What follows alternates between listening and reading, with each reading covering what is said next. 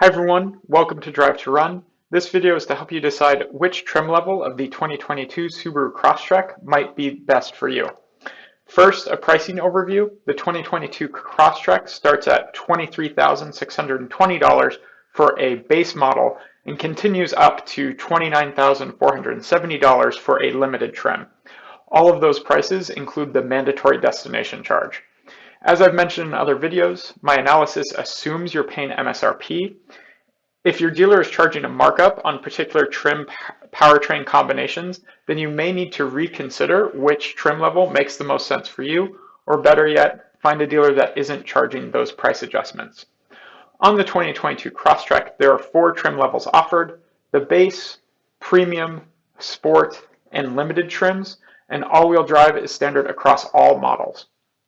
The base and premium trims come standard with a 6-speed manual transmission, with the CVT being a $1,350 option.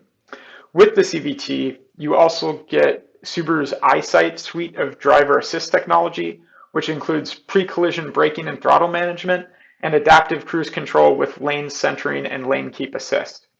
You also get Subaru's X-Mode all-wheel drive system, which is a slightly more advanced system that allows a greater range of power split between the front and rear axles.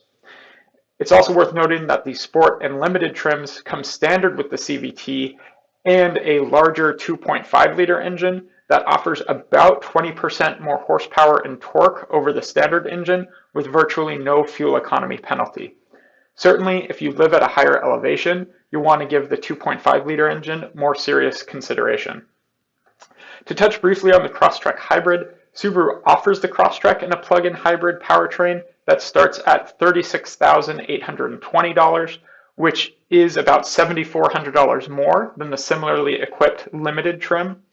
However, the federal tax credit is only about $4,000. So while additional state or local incentives may apply, most other automakers keep the premium for their plug-in roughly equivalent to the federal tax credit the vehicle received, which Subaru doesn't do in this case.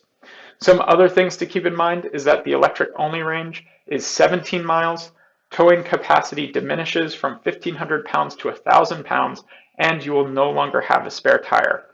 Generally speaking, I probably wouldn't recommend the plug-in hybrid, but it may not really matter because even Subaru is saying it will have limited 2022 availability. And at the time of this recording, it hasn't even been EPA certified yet for this model year. So ultimately, I don't think there will be that many of these available out on the market.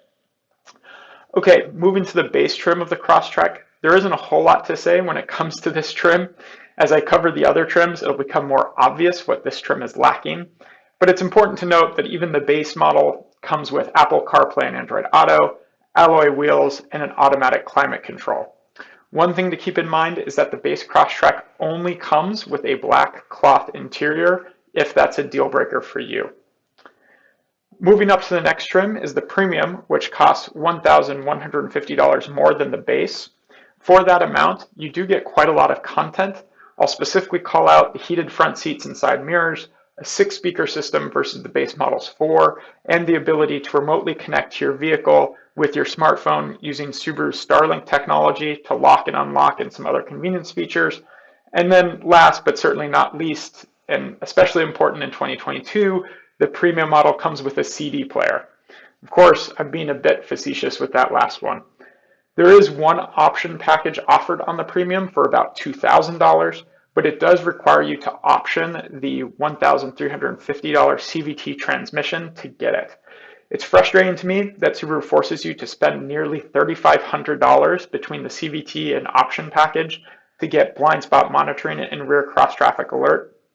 For a company that touts the safety of its vehicles so heavily, to keep those driver assistance features locked away in such pricey option packages seems disingenuous. If it were me, the value you get for stepping up to the premium trim over the base is quite good, so I'd likely do that, but I probably wouldn't get the premium's option package. Moving to the Sport, it costs $3,200 more than the premium. While that seems like a big jump, when you consider that the Sport comes standard with the CVT transmission, which is a $1,350 option on the prior 2 trims, then the price differential effectively drops to $1,850. For that $1,850, you get the more powerful 2.5-liter engine, an additional deep snow and mud X mode, a gray StarTex interior, which is Subaru's synthetic leather material, and smart key access. Once again, Subaru offers one option package on the Crosstrek Sport for $1,600, and that comes with a moonroof, blind spot monitoring rear cross traffic alert, and an 8-inch center touchscreen with HD radio. Note that you cannot get a power driver seat on the Sport trim if that's important to you. Finally, the limited trim. The limited trim costs $1,500 more than the Sport and comes standard with a leather interior, power driver seat, 18-inch rims, LED fog and headlights, the 8-inch center touchscreen, a rear center armrest, and the blind spot warning with rear cross traffic alert. Considering the 8-inch center touchscreen and blind spot monitoring are items within the Sports option package, I would personally spend the $1,500 to step up to the limited trim, so I'd get those items combined with upgraded headlights and rear center armrest, rather than spend $1,600 on the Sport option package to get those same items but paired with a moonroof.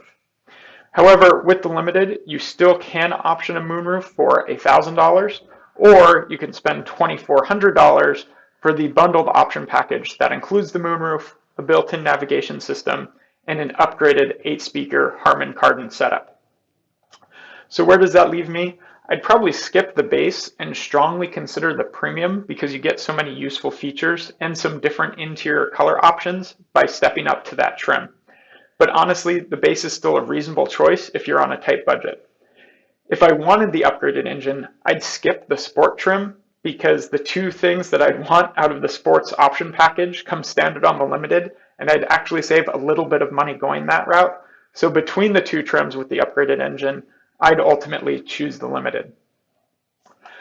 That's it for the 2022 Subaru Crosstrek. Feel free to ask any questions you have in the comments section below. Hopefully you found this video useful, and if so, please like and subscribe. Thanks again for watching.